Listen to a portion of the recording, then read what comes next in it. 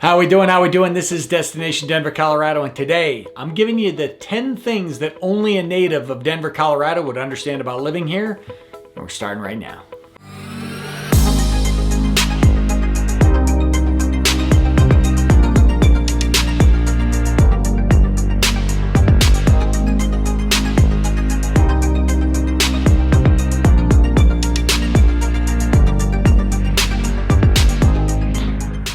All right, this is Destination Denver, Colorado. I am your host, Jimmy Everts, and listen, if you're interested in learning all the ins and outs, pros and cons to moving to or around Denver, Colorado, then this is a channel for you. So that subscribe button and notification icon popping up below, make sure you click on that as I'm dropping new videos for you each and every week. And listen, as much as I love pretending to be a little creative here on camera, I'm also a licensed mortgage broker covering the entire state of Colorado. So that number and email popping up on your screen, know that I'm always the person answering your phone calls, answering your texts, answering your emails, there when and if you need me. Now that we have that fun-filled stuff out of the way, let's get to what we're here for, and that is, what are the 10 things that only a native would understand about living in Denver, Colorado? All right, so as a good old-fashioned Denver native, born and raised in Lakewood, Colorado, just outside of the city, I love poking a little fun at my city, but there are certain things that I think natives understand about the town that someone moving here might not. Are they make or break for you? I have no idea, but it's a good place to start. So the number one thing that only a native would understand about Denver, Colorado is that it used to be a cow town. I know, a lot of times people come out to Denver and they're thinking Old West, they're thinking mountains. And the fact is, even as recent as 2008, 2009, 2010, you could leave downtown Denver, start driving out to the suburbs, and you would hit horse ranches. You would see horses, donkeys, cows. I mean, that was not abnormal within 15 to 20 minutes of downtown Denver. Even the city itself, there really wasn't a whole lot there. So growing up as a kid and thinking that Denver was a city, it really wasn't. It was, I make the joke, a cow town. It was just a hick town out west with a handful of people living here, and it has grown rapidly in the last 10 to 12 years, but that was not the case prior to that. And yes, I call this a hick town. I'm a hick, I can deal with it. Now, a lot of that started to change when the Colorado Rockies came to town and Denver developed Coors Field where the Rockies play. So when Coors Field was built in lower downtown Denver, that is really when the city itself started to explode. That's when they started to develop bars, restaurants, hotels, things and amenities around that ballpark. Realistically, up until then, I can tell you, we never went downtown. Growing up, elementary school, junior high, high school, we didn't go down there as kids. Our parents didn't take us down there. There weren't restaurants that you had to go downtown to go eat. Realistically, the only time you went near the city was for sporting events. We'd go to Broncos games. We'd go to Nuggets games. The Denver Nuggets used to play in an arena that was right next to the Broncos' old Mile High Stadium. This is, again, before we had the Rockies. We didn't have the Colorado Avalanche. So you had those two sporting events. Outside of that, Denver was a ghost town. People just did not go out there. And over the years, because of that, natives also understand that downtown Denver has had its roller coaster moments. It's had its good and bad. There really wasn't much downtown in Denver prior to Coors Field. Didn't have a very good reputation.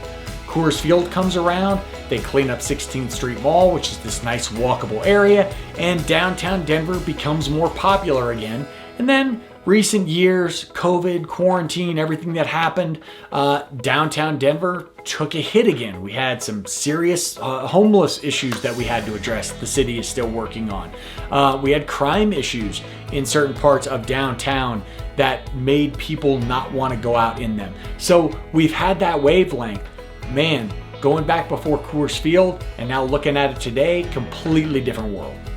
The second thing only a native is going to understand is that when we say it is dry, it is really freaking dry. And I've talked to people who move here from California or Florida or New York or North Carolina, and they'll say, oh, it's dry, but it's not that bad. It's dry. Just give it a little more time.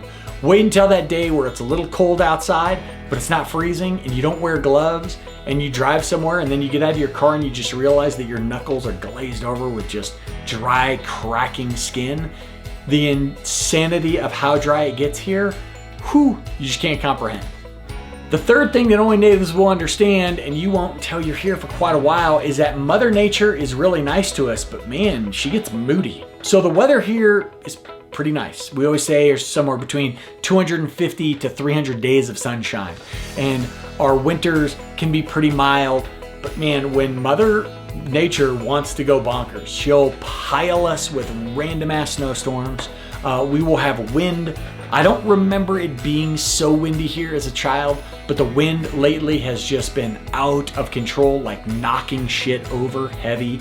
And so the weather is so unpredictable here. We'll talk all the time about the need to bring extra layers with the idea that you might take them off because you just can't risk it. You might leave your house, especially in the fall or the winter, you might leave your house in just a t-shirt and jeans thinking you're okay, and then all of a sudden maybe a cloud rolls in, maybe you get some wind, and all of a sudden you are freezing, and Mother Nature moves fast, so it doesn't take long, doesn't give you any warning, and you go from comfortable to freezing.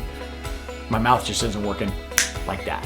And these changes aren't like seasonal based. It's not like, winter planned for this. Now, I'll say this, summertime, you get to July, August, I mean, you can pretty much rest assured that it's gonna be hot and more hot. You might have some random days where it rains a bit, but for the most part, just hot. But when it comes to fall, winter, spring, you don't know what's going to happen.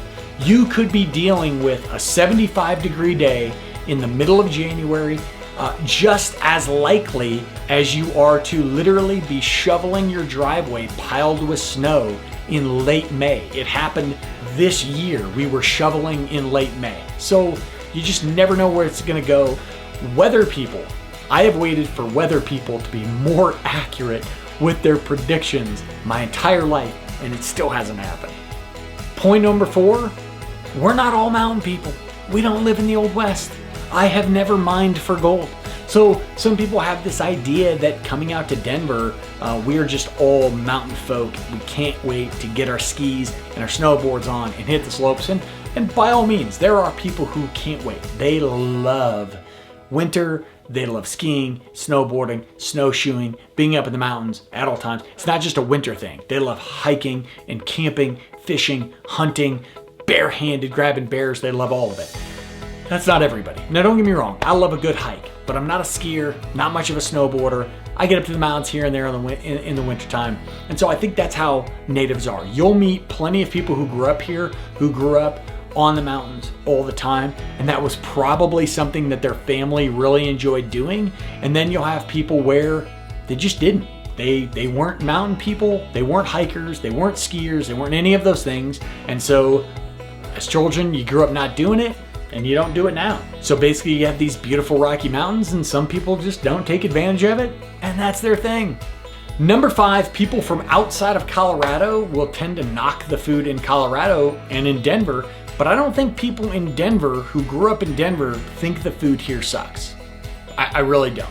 I don't think I've ever talked to a friend or colleague or someone who grew up around here and said, man, the food in Denver isn't very good, and they agreed with it.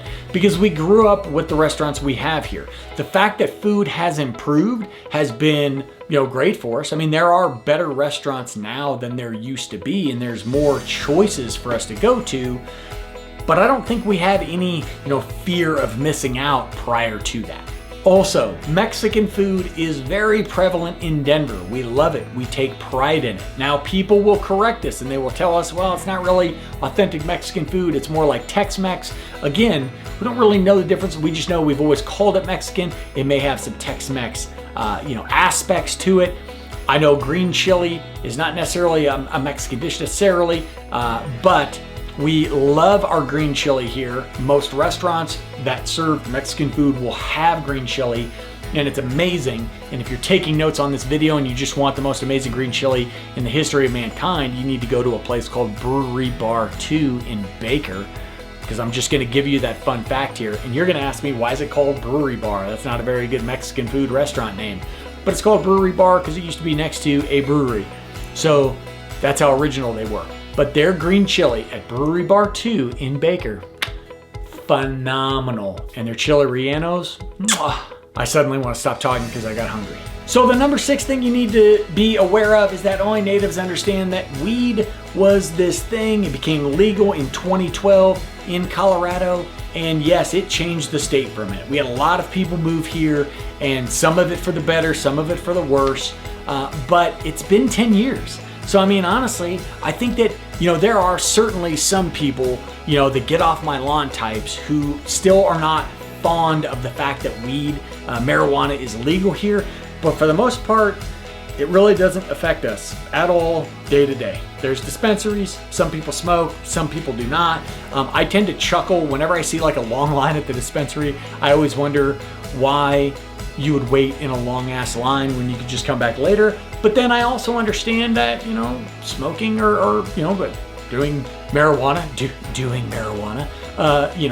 ingesting marijuana kind of chills you out. So maybe hit a little J and then you wait in line for a while because it's just a fun thing to do.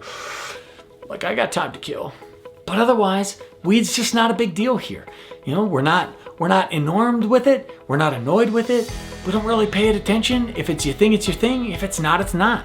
The number 7 thing that only natives are going to understand is that there are certain roads in Colorado that are very useful and there are some roads that just suck. And there's really nothing we can do about it. I'll give you a perfect example. If I'm coming north on I-25, our major north to south, south to north highway, I know there's a certain point where I'm going to cross on I-25, Santa Fe, coming up on Alameda, and I know traffic is going to stop. No matter what, any time of the day, just about, it's going to stop. And reason being is that as I get to that point, I-25 runs right along the heart of downtown Denver, and it basically cuts off downtown Denver from an area called the Highlands and also Mile High Stadium where the Broncos play. And that part of the highway is 4 lanes, and it starts to get really windy, and it'll go from 4 to 5 lanes, but with exit ramps and on ramps, and there's just a lot of stuff happening. So I know it's gonna suck. I-70, our east to west highway, I know there's certain parts in the mountains that are gonna suck. I know as I'm heading east out towards the airport, there are certain areas. I know that there are certain side roads like Colfax that will get me somewhere a lot faster even though I'm going to hit lights. And those are just things that I know the city can't do anything about. One thing about Denver that you don't have to be a native to figure out is that our infrastructure was built for a town that had a population a lot less than where it is now, and they don't really have the ability to improve it much. So as more people get here, those roads are gonna get worse. I'll just know the congestion's coming, and you'll be pissed off at your GPS every day wondering why. Natives understand number 8, and I kind of cheated because I accidentally talked about this earlier, but we know we have to layer, we have to have chapstick, we need to have lotion, and we need to have sunscreen. At all times, all the time, even when we don't think we need it. When you think it's cold and the sun's out, it will burn you. When you don't feel like your lips or your skin feels very crackly or dry, all of a sudden it'll split and you'll bleed. And I already said lips, I already said skin, that's lotion, that's chapstick, that's sunscreen. Now I'm just repeating myself. Apparently altitude sickness is a thing too, and I'm losing my mind. The number 9 thing, and I'm gonna take some heat from fellow natives on this, but I think our sporting fans they're starting to lose touch. Growing up here as a Bronco fan, we were good for a very long time. In fact, we were always good. From the time I was 6 years old up until 6 years ago when it all went to hell. And as time passes, and as the Broncos continue to not be very good, our sports fans, when it comes to the Broncos, get worse and worse and worse. Now, the one thing about the Broncos that stood out from other sports teams in town, baseball, basketball, hockey, is that Bronco fans were diehard. Even if we had an off year, they were there and they were cheering. There was always hope and optimism. We're a pretty pessimistic city. And there are some natives that would probably smack me for that. But in truth, if our teams start losing, we don't show up. Bronco stadiums are empty this year. Rockies ballpark, empty all the time. Nuggets and Avs, our basketball and hockey team, they're pretty good right now. So the arena tends to be packed for them. But trust me, the moment they start sucking again,